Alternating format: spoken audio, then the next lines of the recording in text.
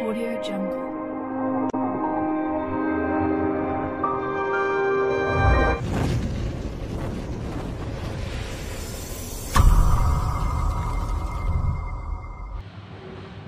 तर विद्यार्थी मित्रो, आपण केमिकल रिॲक्शन अँड इक्वेशन या टॉपिक विषयी चर्चा करतोय। त्यामध्ये आपण जो आजच्या डिस्कशनचा पॉइंट आहे आपला रेट ऑफ रिॲक्शन। या रेट ऑफ रिॲक्शन विषयी जर आपल्याला डेफिनेशन करायची ठरली तर आपण अशी करू शकतो, how slowly or how fastly the reactants are converting into product is called as a rate of chemical reaction. कुठली केमिकल रिॲक्शन, जसं समजा उदाहरणार्थ आपण जर घेतलं करोजन ऑफ मेटल, हे जर समोर घेतलं करोजन ऑफ मेटल मध्ये तुम्ही असं पाहता, समजा आयर्न घेतलंय आपण, आपला आयर्न आहे आणि हे ऑक्सिजन बरोबर कंबाईन होतं आणि यापासून Fe2O3 ज्याला आपण दुसऱ्या भाषेमध्ये रस्ट वगैरे म्हणतो, बॅलन्स करायचं ठरलं तर आपण असं बॅलन्स करू शकतो याला। तर या पद्धतीनं हा तुमचा Fe2O3 तुम्हाला या ठिकाणी दिसू लागलेला आहे, 3Fe2O3 म्हणजे 6F पहा। तर अशा प्रकारचं केमिकल इक्वेशन समजा आपल्या समोर आलेले आहे, याला आपण एक केमिकल रिॲक्शन म्हणू। In this chemical reaction iron is converting into rust and this reaction requires very long time। जर आपण त्या पिरियड मध्ये सांगायचं ठरलं, it will take near about 100 years for decomposition of iron, it take 100 years। लक्षात घ्या आता पॉइंट काय, it is taking 100 years। so this is the one chemical reaction। then take another example, suppose we are eating the food and that is C6H10O5 ज्याला आपण starch या नावाने ओळखतो।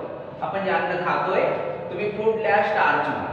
नंतर काय होतं, it undergoes a chemical reaction in our stomach, intestine etc and get converted into water soluble food, that is the glucose। now there is a chemical reaction which is converting the starch into glucose and this reaction requires suppose one day।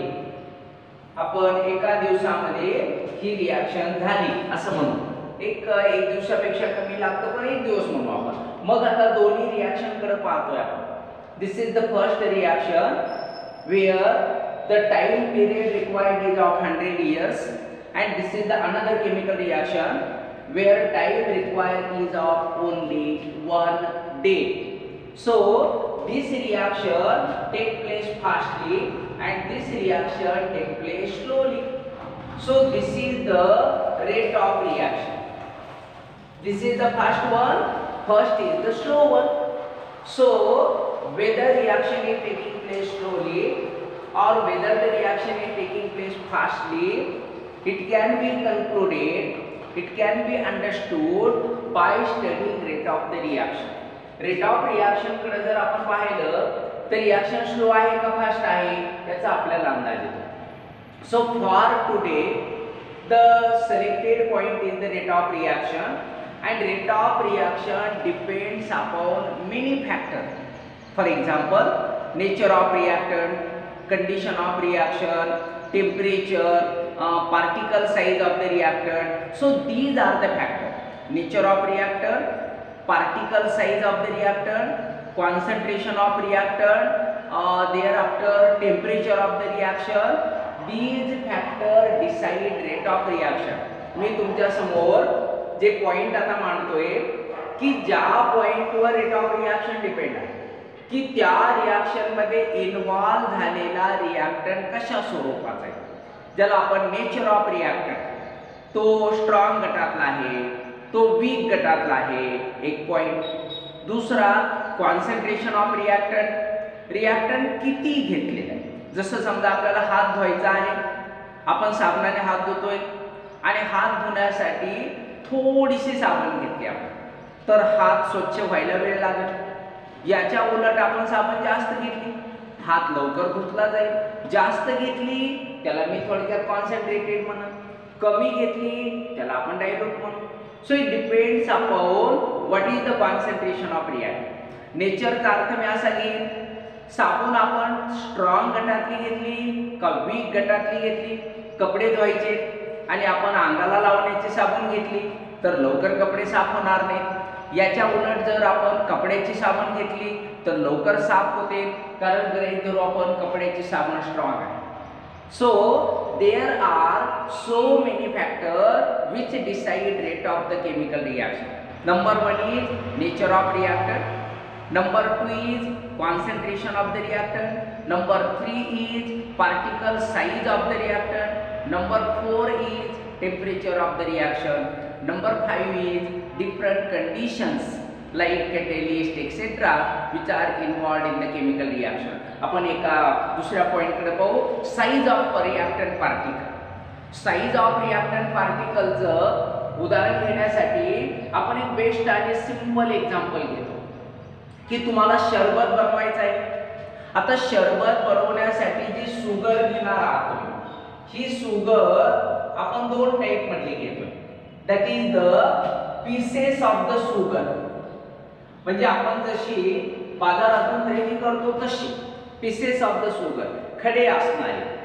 त्यानंतर दुसरी एक sugar आपण select करू, powder sugar, ज्याला आपण आपल्या भाषेमध्ये पिठी साखर म्हणतो.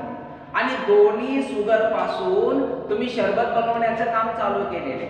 You will find that by using pieces of the sugar we take longer time for preparation of sharbat. And when we are using the powder sugar, we will require the shorter time. That means the rate of this chemical reaction depend upon size of the reactant particle. Reactant particle are of the smaller size, rate of reaction is faster. Size of the reactant particle is bigger size, the rate of reaction is slow. So this shows that the rate of reaction also depends upon the size of the particle. त्यानंतर आता आपण एक नवीन point समजून घेऊ, whether there is any relation between concentration of the reactant and particle size. मुद्दा लक्षात घ्या की पार्टिकल साइज आणि कॉन्सन्ट्रेशन ऑफ रिएक्टंट या दोघांचं काही नातं आहे का, तर आपण सांगणार आहे yes, there is a relation between size of the particle of reactant and concentration of reactant. Concentration of reactant आणि reactant ची particle size यांचे रिलेशन आहे. कसं रिलेशन आहे? when the size of the particle is smaller, concentration is more. Size छोटी असली की आपण कॉन्सन्ट्रेशन मोर आहे, साइज मोठी असली की कॉन्सन्ट्रेशन कमी आहे. म्हणजे साइज ऑफ पार्टिकल आणि कॉन्सन्ट्रेशन हे एकमेकाला जोडलेले आहे. जर साइज छोटी कॉन्सन्ट्रेशन जास्त, साइज मोठी कॉन्सन्ट्रेशन कमी. म्हणजे इनडायरेक्टली आपण ज्यावेळेस साइज ऑफ पार्टिकल विषयी बोलतो आपण कॉन्सन्ट्रेशन विषयी बोलत असतो, पण आन्सर मध्ये आपल्या दोघांनाही आपण स्वतंत्र जागा द्यायची. पार्टिकल साइजचं एकदा बोलायचं, कॉन्सन्ट्रेशन ऑफ रिएक्टंटचं एकदा बोलायचं. तर अशा पद्धतीने आपण तो एक पॉइंट घेतो. आता एक पुढचं उदाहरण घेऊ आपण. उदाहरणार्थ टेम्परेचर आणि रेट ऑफ रिएक्शनची काय परिस्थिती हे पाहू. पहा, तर आपल्याकडे कधी एखादा आपण वेगवेगळ्या रेसिपी बघतो आणि त्या रेसिपीमध्ये शुगर डिझॉल्व करायची आहे असं उदाहरण असतं, आणि त्याच फूड आयटम मध्ये आपल्याला आईसचा यूज करायचा आहे. पॉइंट लक्षात आला. शुगर पण डिझॉल्व करायची, आईसचा पण यूज करायचा आहे. तशा वेळेस तो रेसिपी दाखवणारा जो व्यक्ती असतो, कुक जो असतो समोरचा, तो आपल्याला सल्ला देतो की शुगरला नॉर्मल वॉटर मध्ये डिझॉल्व करा. आता या ठिकाणी नॉर्मल वॉटर म्हणजे काय, तर नॉर्मल वॉटर म्हणजे जसं आपल्याकडं हंड्यामधलं पाणी उपलब्ध आहे ते, त्याचं नाव ठेवू आपण नॉर्मल वॉटर. त्या नॉर्मल वॉटर मध्ये घ्या आणि त्याला डिझॉल्व करा. तो असं तुम्हाला कधीच सांगत नाही की पाण्यामध्ये आधी आईस टाका आणि नंतर शुगर टाका. दोन्ही घटनेमधला फरक लक्षात घ्या. तो आपल्याला सांगतो नॉर्मल वॉटर घ्या, त्यामध्ये शुगर टाका. काय होईल? शुगर सोल्युशन तयार होईल. एका बाजूला बघा शुगर सोल्युशन, दुसऱ्या बाजूला त्यांनी असं सांगितले शुगर घ्या. मी आता सांगितलेलं त्यांनी सांगितलेलं नाही, पण आपण परिस्थिती तयार करतोय ती आईस कूल वॉटर, त्याला आपण आईस कूल वॉटर म्हणतो. आईस कूल वॉटर म्हणजे ज्या पाण्यामध्ये तुम्ही बर्फ टाकलेला आहे किंवा काही क्षण जर आपण फ्रीज मध्ये ठेवलं तर लगेच ते आता बर्फात कन्वर्ट होईल, म्हणजे 2-3 डिग्रीचं 1 डिग्रीचं पाणी असं म्हणू त्याला, म्हणजे असं आईस कूल वॉटर. आणि आता तुम्हाला तयार होते शुगर सोल्युशन. लक्षात घ्या, एकदम डोळ्यासमोर परिस्थिती तयार करायची की तुम्ही हे तयार करू लागले. किचन काउंटरवर, किचन पट्ट्यावर तुम्ही उभे इथं एका ग्लासामध्ये नॉर्मल पाणी घेतले, एका ग्लासामध्ये आईस कूल वॉटर घेतले. ही ऍक्टिव्हिटी तुम्ही घरी करू शकता. एकाच डब्यामधले 1 चमचा साखर, 1 चमचा साखर, दोन्ही ठिकाणी 1-1 चमचा टाकलेले, दोघांना स्टर करायला सुरुवात करा आणि ऑब्झर्व करा कोणती साखर पटकन विरघळते. तुमच्या लक्षात येईल फर्स्ट एक्झाम्पल मधली साखर इझिली डिझॉल्व झालेली, सेकंड एक्झाम्पल मधल्या साखरेला डिझॉल्व व्हायला वेळ लागलेला आहे. याचा अर्थ काय? Rate of reaction is fast in first reaction while rate of reaction is slow in the second reaction. इथं पहा कशी परिस्थिती निर्माण केली आपण. दोन्हीही एखादा म्हणून सरी केमिकल रिएक्शन नाही, पण आपण समजण्यासाठी उदाहरण घेतलेले हे डोक्यात घ्या सर्वात पहिलं. तर इथं दोन्हीही सोल्यूट सॉल्व्हंट आपण थोडा टाइम रिएक्टंट म्हणू. दोन्ही रिएक्टंट तेच आहे, दोन्ही रिएक्टंट तेच आहे. पाणी एकच आहे, साखर पण एकच आहे, डिझॉल्व करण्याची प्रक्रिया चालू आहे.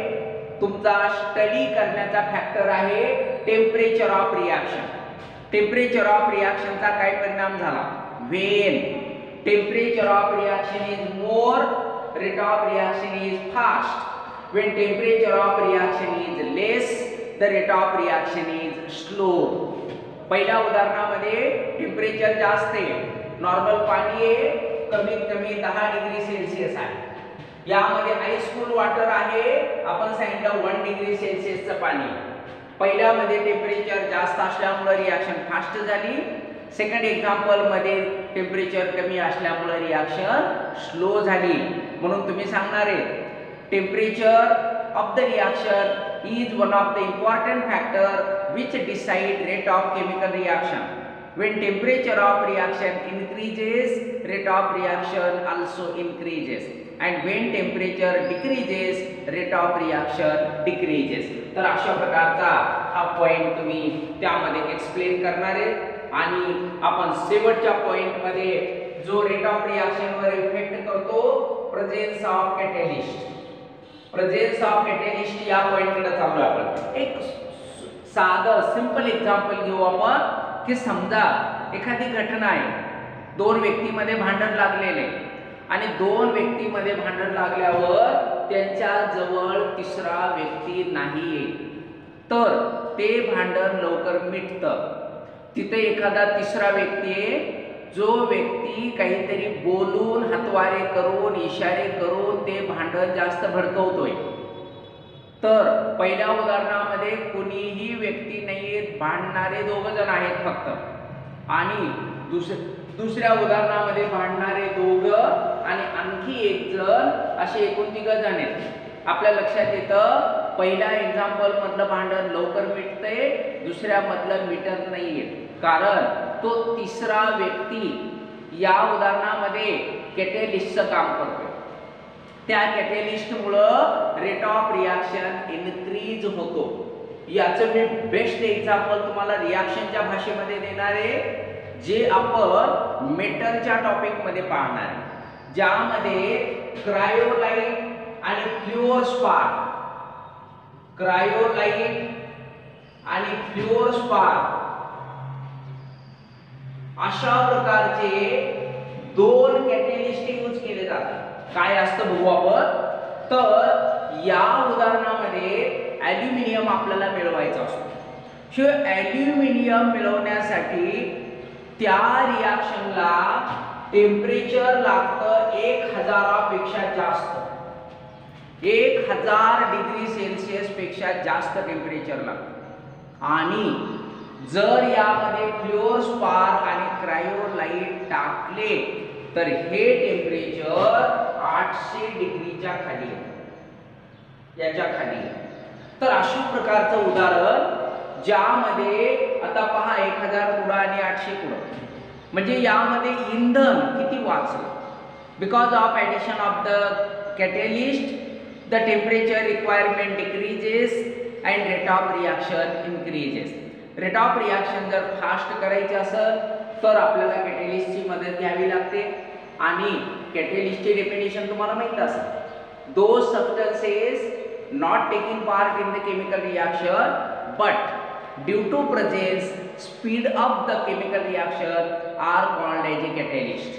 catalyst एक असे सबस्टन्सेस आहेत जे रिॲक्शन मध्ये तर भाग घेणार नाही पण ज्यांच्या प्रेझेन्सीमुळे rate of reaction speed up होईल, फास्ट होईल, त्यांना आपण कॅटलिस्ट म्हणतो।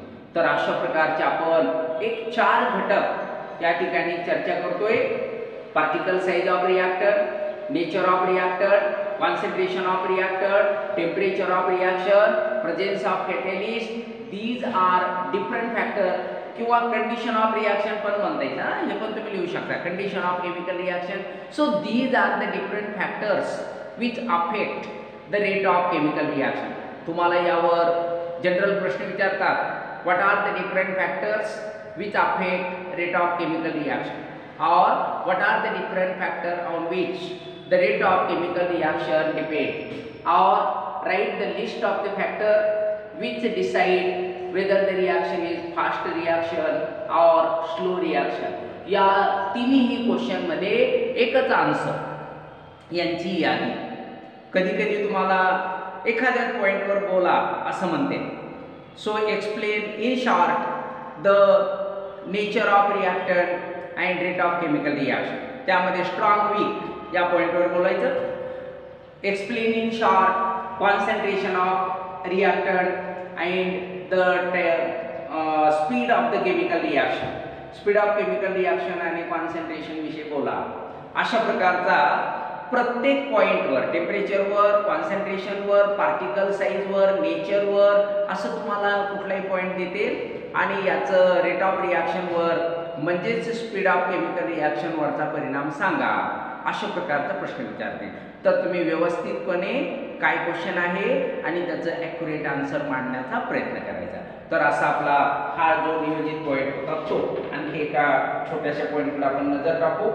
पहा इथे जे नेचर ऑफ रिॲक्टर, त्याच्यानंतर size of the particle of reactor, concentration of reactor, temperature of reaction आणि कॅटलिस्ट। या ठिकाणी तुम्हाला ऑक्सिजन प्रिपरेशनचं उदाहरण दिले त्यांनी, पोटॅशियम क्लोरेट आणि यापासून ऑक्सिजन प्रिपरेशन करायचं आहे ज्यामध्ये आपण MnO2 मॅग्नीज डायऑक्साइड याला आपण कॅटलिस्ट म्हणून यूज करतोय। तर अशा टाइपमध्ये हा जो पॉइंट होता आपल्या समोर रेट ऑफ केमिकल रिॲक्शन किंवा factor affecting rate of chemical reaction. त्यानंतर दुसरा जो पॉइंट आता इथं type of chemical reaction continue आहे ज्याच्यामध्ये आपण oxidation and reduction.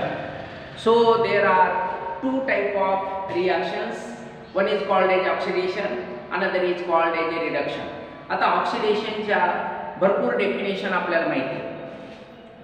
Combination with oxygen is called as oxidation, removal of hydrogen is called oxidation, loss of electron is called oxidation.